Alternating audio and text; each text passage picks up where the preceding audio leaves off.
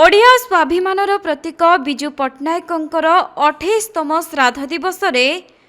स्मरण करी विजु जनता दल बालेश्वर सदर तरफरु आयोजित होइथिला विभिन्न कार्यक्रम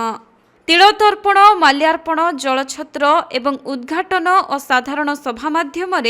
विजु बाबू स्मरण करथिले बहु वरिष्ठ नेता एवं बीजेडी कर्मी। विजु बाबू श्राद्ध दिवस अवसर में विजु बाबू प्रति मोर गभीर श्रद्धांजलि। निश्चित भाव में सी होती सही जननायक जे होती सही राष्ट्रनायक जहाँ देहांत भारत वर्ष नुहे तीन देशर पताका मर शरीर पड़ा तेणु से बरपुत्र ओडिशार जहाँ आज ओडिशा आम गर्वित जो ओडिशा जो आधुनिक ओडिशार निर्माता से विजु बाबू श्राद्धोत्सव पालन होची। ये विजु जनता दल तरफ सारा ओडिशा पालन होता बेले बालेश्वर में आज श्राद्धोत्सव पालन होची। विजु बाबू ना विजु जनता दल गठन होता एवं विजु जनता दल जिते पर्यंत सरकार थिला शासन में थिले विजु जनता दल द्वारा जो सुपुत्र विजु बाबूंकर पूर्वतन मुख्यमंत्री श्री नवीन पट्टनायक नेतृत्व में सारा ओडिशार जो विकास चली विगत दिन में कौन ना कौन कारण प्रतिहत होती सरकार बदली जो ईवीएम को हैक करी अन्य माध्यम जो भाव एवं आम आशा रखी जो सरकार आसला जो जनमत नहीं से किसी विकासमूलक काम करेंगे किंतु से विकासमूलक काम करने परिवर्ते जाति जाति भितर धर्म धर्म भितर विभेद सृष्टि करी जो भाव में हिंसात्मक पंथा अवलंबन करी आज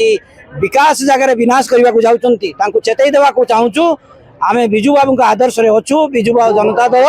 तेणु निश्चित भाव में आगामी दिन में जनसाधारण सब बुझीगले तार जवाब देवे एवं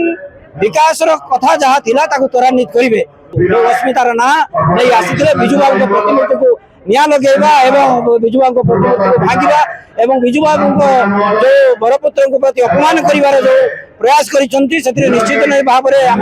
सन्देह करूँ सरकार अंतर्निहित उद्देश्य अच्छी भितरिया कौन गोटे एजेंडा रही से क्षांत रुहतु विजु बाबू प्रति तथा ओडिशार समस्त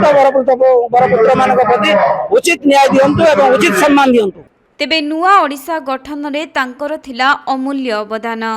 तांको किए कहे माटीर बरपुत्र तो किए कहे झड़र ईगल। तांकर सही रकठक कथा स्पष्ट शाणित एवं साहसिक स्वर पाई समस्ते तांको आजी पर्यंत मने रखिछंती। आउ तांकर विभिन्न अभिनव उद्यम सांगकु साहस एवं क्रांतिकारी पदक्षेप जोगु समस्तंक मनरे से हेउछंती महानायक।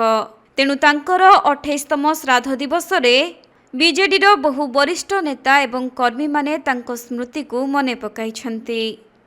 देखो विजु बाबू प्रवाद पुरुष केवल ओडिशार नेता नथिले समग्र देशर जड़े विशिष्ट जननायक जड़े राष्ट्रनायक जहाँकर दूरदर्शी नेतृत्व एवं विकास अभिमुखी नेतृत्व आधुनिक ओडिशा मंग बसई एवं तार भित्ति प्रस्तर स्थापन करथिला। जेते जक आधुनिक अनुष्ठान ओडिशा रे सब विजु बाबूंकर परिकल्पना थिला। से सुनाबेड़ार हाल राउरकेला स्टील प्लांट हो पारादीप पोर्ट हो विमान बंदर हो विभिन्न कथा एवं सेति केवल नुहे विजु बाबू कहले ओडिशार स्वाभिमान विजु बाबू कहले ओडिशार परिचय विजु बाबू कहले वीरत्वर कथा विजु बाबू कहले गोटे डेयर डेविलरी दिग्दर्शी नेतृत्व। तो आज का दिन में विशेष भाव में विजु बाबूंकर जो नीति आदर्शर आवश्यकता आज अधिक अच्छी कारण जो बड़ी भाव में राज्य में चलुवा सरकार और केंद्र में चलुवा सरकार जो उभय बीजेपी डबल इंजिन सरकार चली तो नैतिकता हरई एवं दूरदर्शिता हरई पारदर्शिता हरई नेतृत्व दबारे विफल होती राज्य को चलैबार विफल होती। तेणु यही समय विशेष भाव में विजु बाबू भली लोक आमको नीति आदर्श आमको दरकार एवं एक कहि जो विरोधी दल जो हीनमान्यता देखा विजु बाबूंकर प्रतिमूर्ति को पोड़ा जला भांगा कुकर्म करी